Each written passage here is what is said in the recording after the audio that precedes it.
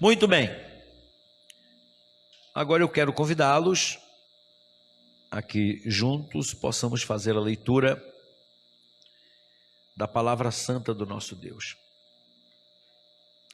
Vamos abrir as nossas Bíblias na Epístola Universal de São Tiago.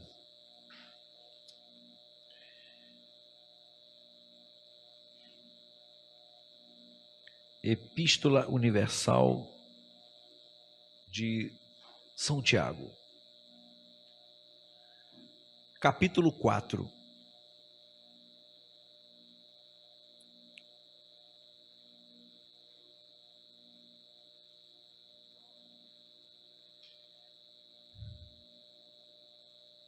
Capítulo 4, versos 1 ao 12. Você que está em casa assistindo a esta live, eu desejo de todo o meu coração que você seja surpreendido pelas bênçãos do Senhor. E você também pode fazer o acompanhamento dessa leitura aí mesmo na sua casa, procurando aí na sua Bíblia, né? Se a Bíblia estiver fácil de você pegar, você pode abrir a sua Bíblia no capítulo 4 da Carta Universal de São Tiago. Capítulo 4, versos 1 até o verso 12.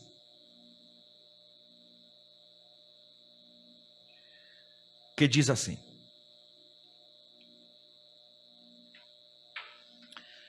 o título da leitura é: Devemos resistir às paixões. Diz assim: de onde vêm as guerras e pelejas entre vós? Porventura não vem disto, a saber, dos vossos deleites, que nos membros guerreiam? Cobiçais e nada tendes, sois invejosos e cobiçosos, e não podeis alcançar. Combateis e guerreais, e nada tendes, porque não pedis. Pedis e não recebeis, porque pedis mal, para o gastardes em vossos deleites. Adúlteros e adúlteras, não sabeis vós que a amizade do mundo é inimizade contra Deus? Portanto, qualquer que quer ser amigo do mundo, constitui-se inimigo de Deus. Ou cuidais vós que em vão diz a Escritura: o Espírito que em nós habita tem ciúmes? Antes dá maior graça. Portanto diz: Deus resiste aos soberbos, mas dá porém graça aos humildes. Sujeitai-vos, pois, a Deus, resisti ao diabo, e ele fugirá de vós. Chegai-vos a Deus, e ele se chegará a vós.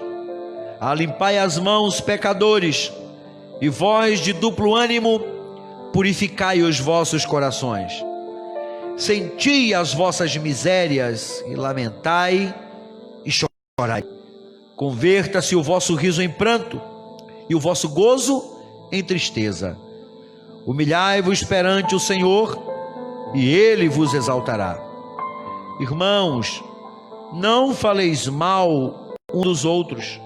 Quem fala mal de um irmão e julga seu irmão, fala mal da lei e julga a lei. E tu julgas a lei, e se tu julgas a lei, não és observador da lei, mas juiz. E para finalizar, o verso 12 diz: há só um legislador e um juiz que pode salvar e destruir. Tu, porém, quem és que julgas a outrem? Amém. Vamos orar ao nosso Deus, ao Deus que tudo pode. Vamos pedir a Ele que nos abençoe por esta oportunidade maravilhosa. Bem, nossos amados irmãos louvaram o santo nome do Senhor, e agora nós vamos fazer um breve comentário. São 8:02, e eu não vou me estender. tomarei cuidado para não enfadar os nossos irmãos. Amém?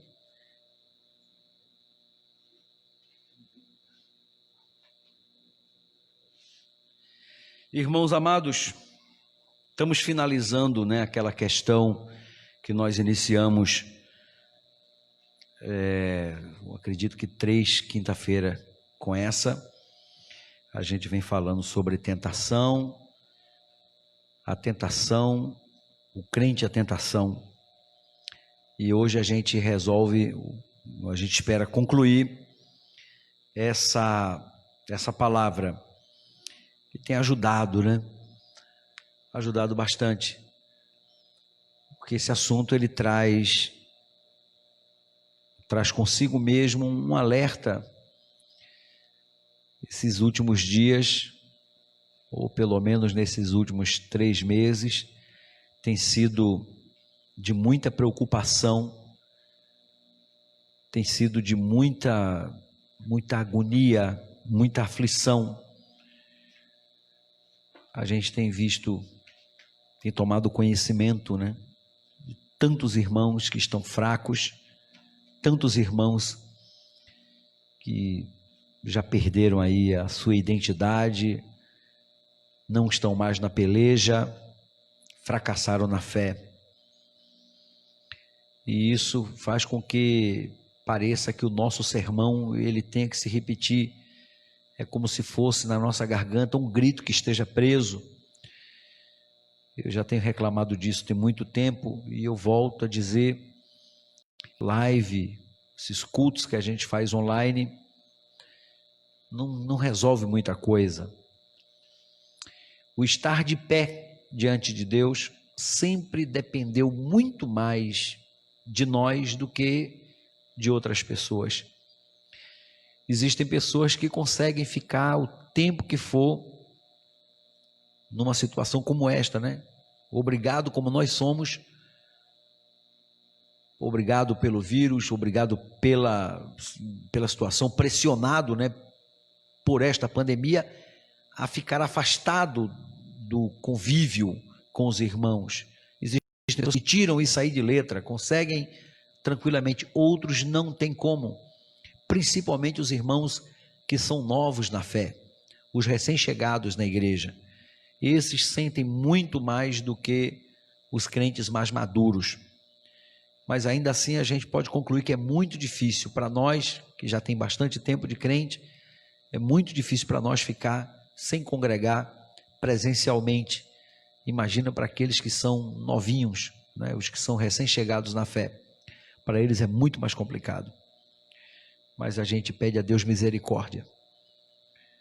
E não temos muito o que fazer, apenas orar pelos que estão fracos, pedir a Deus em favor dos que estão passando, por essa fraqueza espiritual, por esses momentos tão difíceis na vida espiritual. Escolhemos hoje o capítulo 4 da carta de São Tiago, para melhor falar a respeito dessas coisas.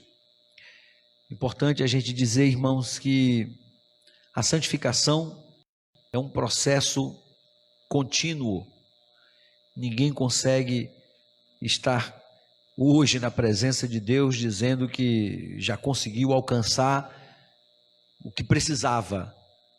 Agora eu sou santo. Ninguém. A santificação é um processo. Hoje eu dou um passo, amanhã dou outro, e aí a gente vai indo até que a gente possa alcançar a estatura de varão perfeito. Ninguém consegue se santificar de um momento para o outro, de um minuto para o outro. Mas a gente consegue, irmãos, a cada dia que se passa, se afastar um tanto mais das coisas que são erradas e daquilo que não agrada a Deus. Por isso, o título da leitura desse capítulo 4 de São Tiago inicia já fazendo uma pergunta, E o título da leitura é: devemos resistir às paixões. A gente pode deduzir que paixão é como se fosse um defeito defeito que tem que ser combatido, tem que procurar consertar. É as inclinações para as coisas que não convêm a Deus. É a inclinação que a gente tem para pensar. É uma ferida, como se fosse uma ferida que tem que ser cuidada para não se agravar. Um dia a gente consegue vencer, mas enquanto esse dia não chega, nós temos que batalhar, temos que lutar. Em se tratando de tentação, aqueles que possuem paixão na sua vida, esse deve manter os olhos abertos. Está preocupado com a sua condição de vida espiritual. Eu me lembrava, enquanto os meninos estavam cantando, eu me lembrava do capítulo 8 do livro do profeta Ezequiel, quando Ezequiel ele vai falar a respeito daquela imagem dos ciúmes. Estava colocada, né, no templo para provocar ciúmes em Deus. Por que eu me lembrei disso? Porque aqui nesse capítulo 4, o apóstolo São Tiago, no verso 5, ele vai dizer, né? Ou cuidai vós, ou cuidais vós, que em vão diz a Escritura, o Espírito que em nós habita tem ciúmes. Ciúme. Esse ciúme do Espírito Santo para conosco revela o zelo que Deus tem para conosco. É totalmente diferente desse ciúme que alguém conhece, né? Aí no mundo, o ciúme carnal, e tem a sua esposa e tem ciúme dela, a esposa que tem o seu marido, que tem ciúme dele, e namorado, namorada, esse ciúme.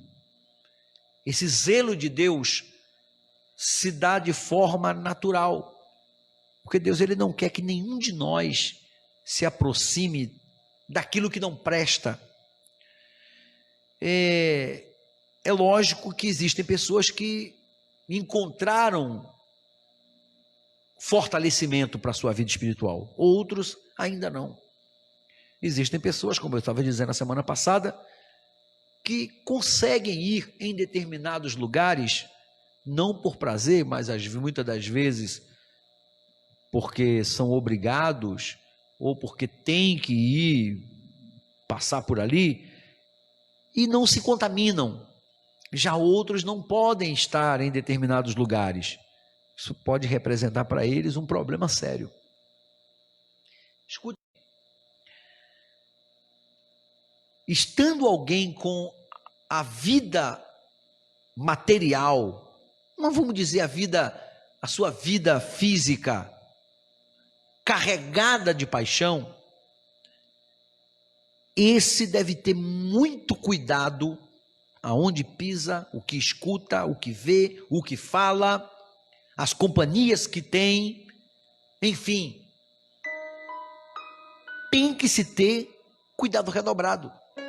Imagine os irmãos, alguém, por exemplo, que sofre de uma determinada doença e o médico lhe diz que, olha, você não pode comer isso, você não pode comer assim, e o camarada ele vai, né, sabe que ele gosta daquele tipo de alimento, mas ele não pode tocar naquilo porque aquilo vai lhe fazer mal na saúde, porque ele tem um problema de saúde para tratar, mas ele está ali sentindo o cheirinho daquela comida. Ele vai passar por uma tentação muito grande. Quem tem fraqueza não pode ficar perto de certas coisas. A entender que o Espírito de Deus tem ciúme de nós. Mas vamos entender melhor o fato da tentação. O diabo jamais vai pegar a vida de alguém e brincar com esta vida para sempre. Ele vai jogar as suas iscas e vai esperar que o fraco morda aquela isca. E mordendo aquela isca, já era. Ele será presa fácil de Satanás. Depois que ele tiver fracassado, aí sim, irmãos, ele estará do jeito que o diabo quer. O diabo poderá brincar um tempo com ele, mas não todo o tempo. Chegará a hora em que o diabo vai querer matá-lo. O inimigo vai querer destruir completamente aquela vida. E o que isso pode provocar? Que essa tentação mal cuidada pode provocar? A gente tem um bocado de exemplo aqui. O camarada vai perder a alegria, como eu estava dizendo a semana passada. Vai perder a alegria. Ele pode até tentar, né? Fingir aí que... fazer de conta que está alegre, mas no fundo ele não vai estar alegre. Ele fez coisa que não agradava a Deus. O Espírito Santo foi embora, perdeu a alegria. Vai também ter uma vida atrasada. E olhe que depois que o camarada ele cede à tentação, não fique esperando que essa pessoa ela será tratada de maneira igual como é tratado outros que estão na peleja, que santificaram a vida, que estão em dia com Deus, que estão ali fazendo a vontade do Senhor. Negativo, será tratado de forma diferente. Então pense comigo, a vida desse cidadão estará atrasada se ele ceder à tentação. Lembre-se da história de Acã. Acã saiu para a batalha com o exército de Israel, sendo ele mesmo um dos componentes daquele exército, e ele desobedeceu a uma orientação que havia sido dada, porque naquela batalha ninguém deveria mexer nada que estivesse ali. E Acã sofreu uma tentação, porque era comum os soldados naquelas pelejas pegar e ficar com os dispôs de guerra. Tinha muito ouro, prata, rebanhos. E Acã olhou, viu que ninguém estava prestando a ele, e ele levou uma capa babilônica e uma cunha de prata e escondeu debaixo da sua tenda. O problema é como eu estou falando. Houve ali um atraso, tanto para a vida de Acã, como para a sua família, como para toda a congregação de Israel. Porque na batalha seguinte, indo Acã batalhar, pelejar contra um grupo pequeno de inimigo, todos eles foram açoitados, levaram sandalhadas do inimigo. Então aquele pecado, vamos falar da tentação, né? Aquela tentação que não foi vencida, provocou esse estrago terrível na vida de Acã, na família de Acã e para a congregação de Israel. Até que se descobriu qual foi ali a situação, colocou-se o remédio, não vou entrar nos detalhes aqui, e daí para frente o povo de Israel conseguiu sucesso. Na nossa vida não será diferente. Eu tenho outro exemplo para dar aqui. Minha, quando pecou, aquela besteira, que ela cometeu, ela com seu irmão Arão, de se levantar contra o seu próprio irmão Moisés, que, diga-se de passagem, era o líder espiritual deles, e resolveram falar mal de Moisés. Não venceram a tentação. Está bem de acordo com o texto que a gente leu, né? Aqui o amado pastor Tiago, ele, no verso 11 do capítulo 10, ele diz: irmãos, não falei mal um dos outros. Mas os dois resolveram. Uma questão que se levantou lá, eu também não vou entrar em detalhe, mas resolveu Miriam e Arão falar bobagem de Moisés, mexeu com a liderança. Olha, irmão, grave o problema, né? Uma tentação, porque acharam que a coisa podia acontecer como eles pensavam que podia.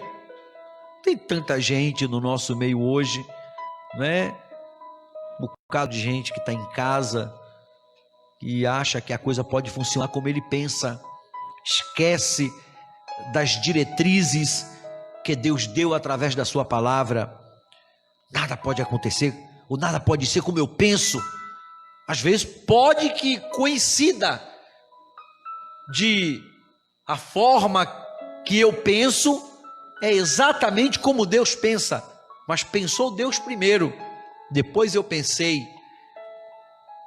A minha forma de pensar, ela se identifica com a maneira que Deus já pensou. Aí às vezes funciona. Mas entenda que aqui no caso de Miriam, no caso de Arão, foi uma espécie de uma inveja que aconteceu ali. E Miriam, ela foi ofendida, né? Ela pegou uma lepra e ela foi tirada do arraial, foi colocada para fora do arraial. Onde é que está o atraso nisso aí? É porque Israel só pôde caminhar naquele deserto depois que Miriam ficou boa. Então, a não resistência a uma tentação provoca atrasos na vida do crente, atrasos severos, atrasos cabulosos.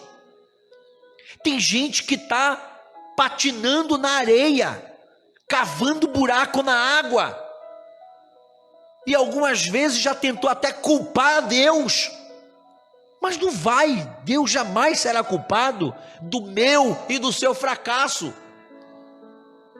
Eu é que sou responsável pela minha vida. Estou aprendendo aqui hoje, e se eu não colocar em prática o que eu estou aprendendo, eu terei atrasos na minha vida espiritual. Eu vou ver todo mundo avançar, verei todo mundo avançar, e eu vou ficar para trás, assim como Miriam. Enquanto a lepra não foi curada, a nação de Israel teve que ficar ali parada. Mas meu Deus, eu poderia ir, né? O povo podia avançar, mas não é como a gente pensa que poderia ser, de maneira nenhuma. Mas entenda, irmãos, é que na história de Ezequiel, eu estava falando do capítulo 8, alguns instantes atrás, eu dizia da imagem de ciúmes, a imagem que foi colocada lá no templo para provocar ciúmes em Deus, e o próprio Deus chega a declarar que aquela imagem foi colocada ali para que Deus não se aproximasse. Era o povo rejeitando a direção de Deus.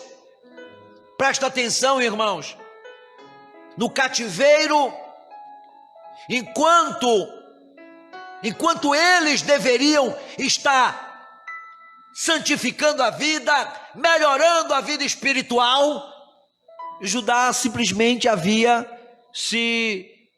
parece que se acomodado naquele cativeiro.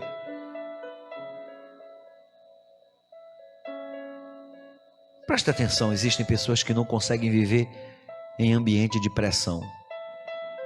Eu digo isso por experiência própria, né? Já tive uma época que eu não aguentava muita pressão de nada. E viver debaixo daquelas regras malditas impostas pelos inimigos do povo de Deus, aquele cativeiro provocou males. Agora, quem foi crente permaneceu crente. Acho que é fazer uma comparação entre o que nós estamos passando e o que o povo lá atrás passou.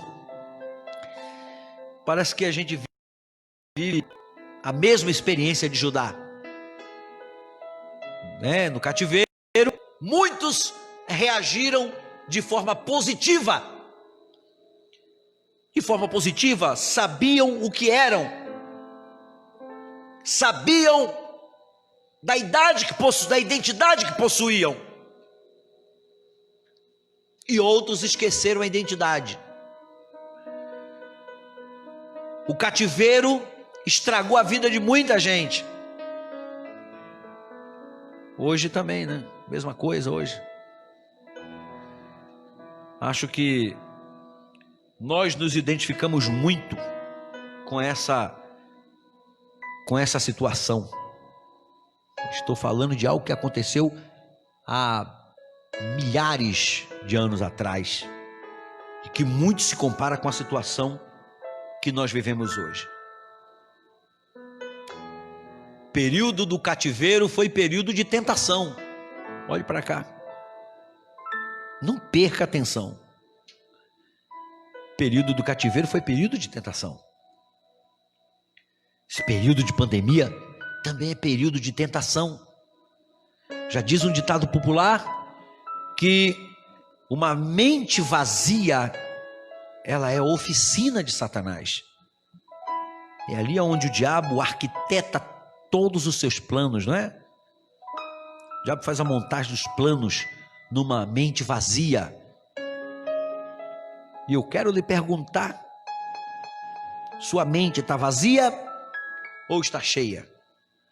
Se ela estiver cheia, deva ser de coisas de Deus.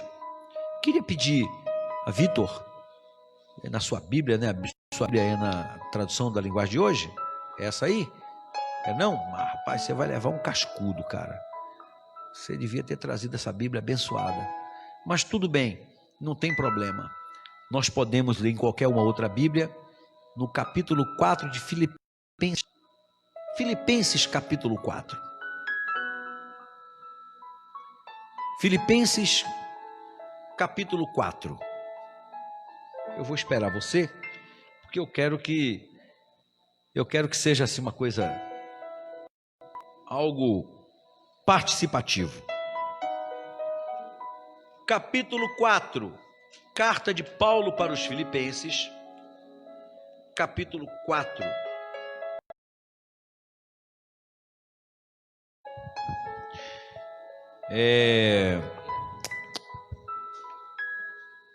Verso 8.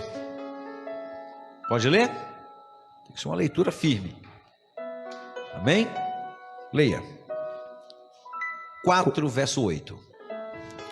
Quanto mais, irmãos, tudo que é verdadeiro, tudo que é tudo que é honesto, tudo que é tudo que é justo, tudo que é justo, tudo que é puro, tudo que é puro, tudo que é amável, tudo que é amável, tudo que é de boa fama, tudo que é de boa fama, se há alguma virtude, nessas coisas, e se há algum louvor, nessas coisas, o que é que eu devo fazer? Nisto pensai. Então, Janiele, a minha cabeça não pode estar cheia de vento. Amém, Mirelle? Tem que estar cheia dessas coisas. Tudo que é verdadeiro, então eu não posso encher minha cabeça de coisa de mentirinha, coisas enganosas, coisas falsas, coisas ilusórias. Tudo que é honesto. Você sabe diferenciar as coisas honestas das coisas desonestas. Você sabe, não precisa ficar aqui gastando os minutos preciosos que nós temos ensinando para você uma coisa que você já sabe. Mas, peraí, segura a palavra. Muita gente que está esquecendo disso. Muita gente. Não são poucas pessoas, não. Eu disse, muita gente está esquecendo isso. Tudo que é justo, você sabe também fazer a diferença entre coisas justas e coisas injustas. É fácil. É fácil fazer essa diferença. É fácil assimilar essa diferença. Tudo que é puro, também é fácil você assimilar a diferença entre coisas impuras. Que tipo de mensagem você anda trocando aí? Com quem? Qual é o linguajar que você tem usado em suas conversas privadas? Que tipo de vocabulário você tem usado na sua roda de amigos, ainda que uma roda virtual? São conversas que só você e seus amigos íntimos conhecem. Eu não sei de nada. A minha palavra é apenas um alerta para você. Mas eu vou dizer uma coisa para você. Você, para abrir o seu aplicativo de mensagem, precisa de colocar uma senha. Algumas senhas é a digital do dedo. Mas o meu Deus, para ver as suas conversas, não precisa dele colocar senha. Ele quebra a senha. Ele sabe de tudo.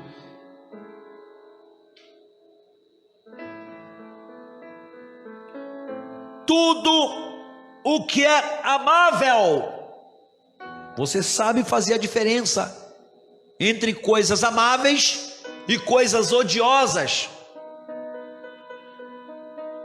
Tudo que é de boa fama,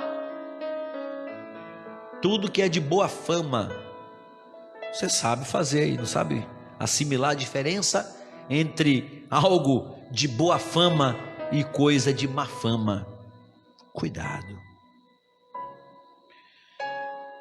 Se há alguma virtude e se há algum louvor, nisso pensai. É nessas coisas que você tem que pensar. Se quiser vencer a tentação, você tem que trocar tudo que tem dentro da sua mente. Troque o pensamento. Metanoia. Troque a sua mentalidade. Se a sua mente está vazia, não dê para o inimigo o direito de colocar aí dentro o que ele quer. Mas na realidade precisa que muitos cristãos façam uma verdadeira faxina nas suas mentes.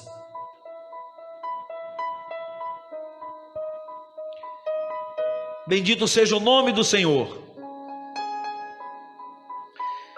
O negócio é que Deus, a semelhança do que aconteceu lá no capítulo 8 de Ezequiel,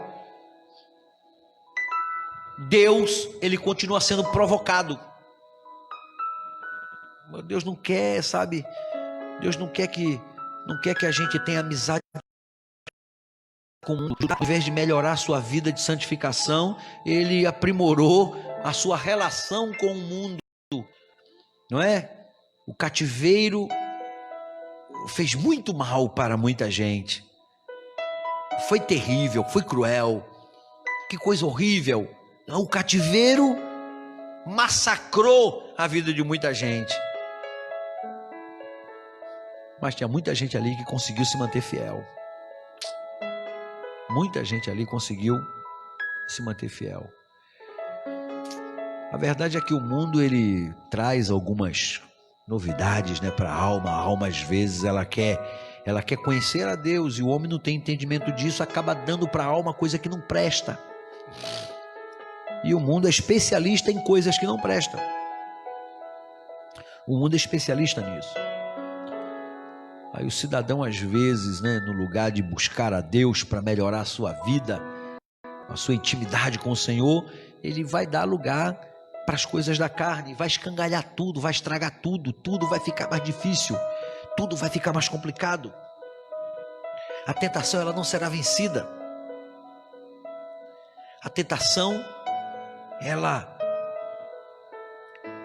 ela vai se para com a nossa vida, ainda que nós não sejamos fiéis. Mas Ele permanece fiel. Ele cuida de nós. Ele cuida de nós. Vale lembrar, vale fazer ressalva aqui a respeito do que lemos. Tiago, ele faz uma pergunta, né? De onde vêm as guerras e as pelejas entre vós? Porventura não vem disto a saber os vossos deleites, que os vossos membros guerreiam? Há uma guerra dentro dos nossos membros. O apóstolo São Paulo disse que o bem que ele queria fazer, ele não fazia, mas o mal que ele não queria fazer, esse ele fazia. Isso é uma guerra. Qual de nós não tem isso? Não é? Qual de nós não tem essa situação na nossa vida? Mas a gente tem que ser coerente nessa hora. A gente tem que saber aonde pisa nesse momento.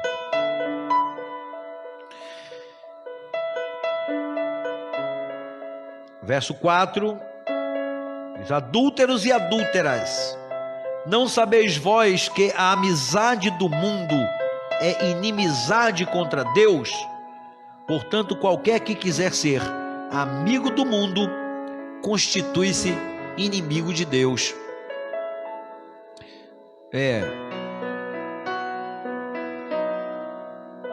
Perder o prazer de estar próximo a Deus. Às vezes as regras impostas por Deus para se ter uma vida cristã vitoriosa, ela chega a ser pesada para quem quer uma vida de liberdade na carne. Entendo o que eu estou falando. Inimizade com o mundo constitui amizade para com Deus, mas às vezes a tendência é se aproximar do sistema, essa coisa bonita toda que o diabo soltou em cima da humanidade, novas formas de pecar que foram aparecendo. Não é pecado novo que apareceu, não, novas formas de pecar, e isso é atrativo. Mas se eu gasto tempo, acariciando as coisas do mundo, eu vou acabar desagradando ao meu Deus. Eu fico triste comigo, o meu Deus, ele vai ficar chateado comigo.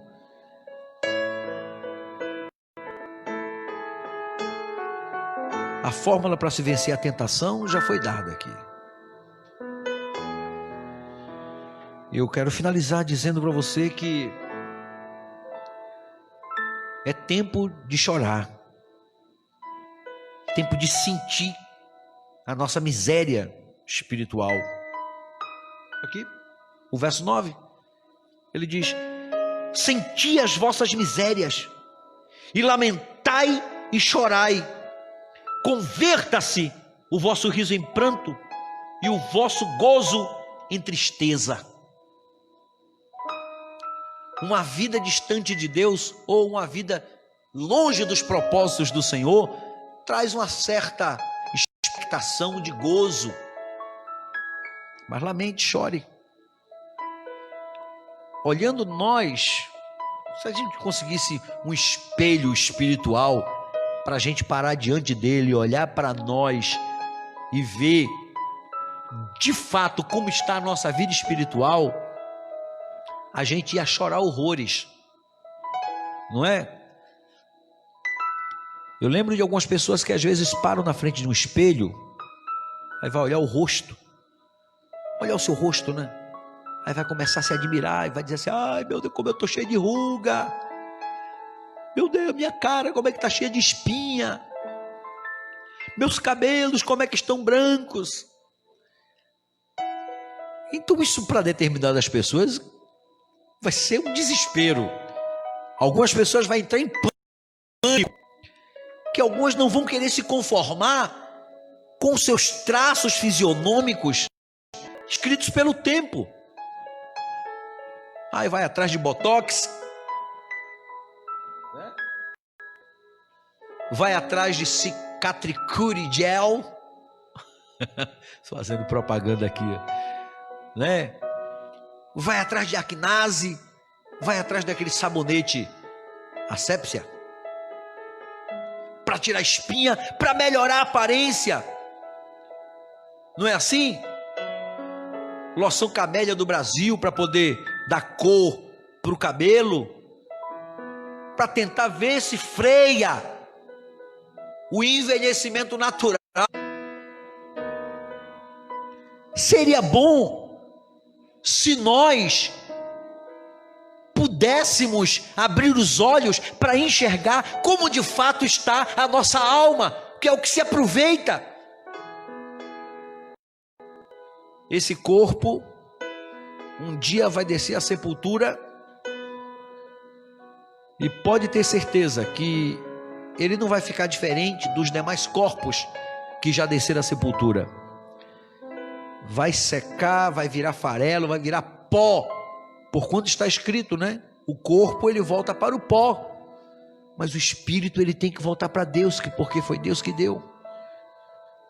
Então o que tem que ser melhorado na nossa vida, ou o que tem que ser prezado nesse momento tão crucial da nossa vida, é uma vida espiritual mais consagrada. Sei que para muitos esse assunto, né, tem gente até que já saiu já da live, né? Tem gente que já saiu fora, porque esse assunto não é agradável. Eu gostaria de ter outra coisa para te falar, mas o que eu tenho é isso aqui. Seria interessante para você se eu tivesse outro discurso, mas o que eu tenho para te dar é isso aqui. Lamentai, chorai, converta o seu riso em pranto, converta o seu gozo em tristeza. Olhe para dentro da sua alma, olhe para dentro de si e veja que falta muita coisa para que a sua vida espiritual seja melhorada. Em primeiro lugar, busque a face do Senhor, procure ser renovado com o Espírito Santo, procure a alegria do céu para a sua vida. Permita que o Espírito de Deus traga um brilho sobre a sua vida. Permita que o Espírito Santo traga uma beleza para a tua vida. Se você buscar o Senhor, Ele te renovará de tal forma que você não será mais conhecido. Você se transformará em uma outra pessoa. Que Deus lhe abençoe. Que Deus, através do Espírito Santo, lhe conceda bênçãos sobre bênção. Amém? Nós vamos orar ao Senhor. Eu quero pedir a irmã Mirelle que traga aqui o caderno de oração. Certamente tem alguns pedidos que ela anotou.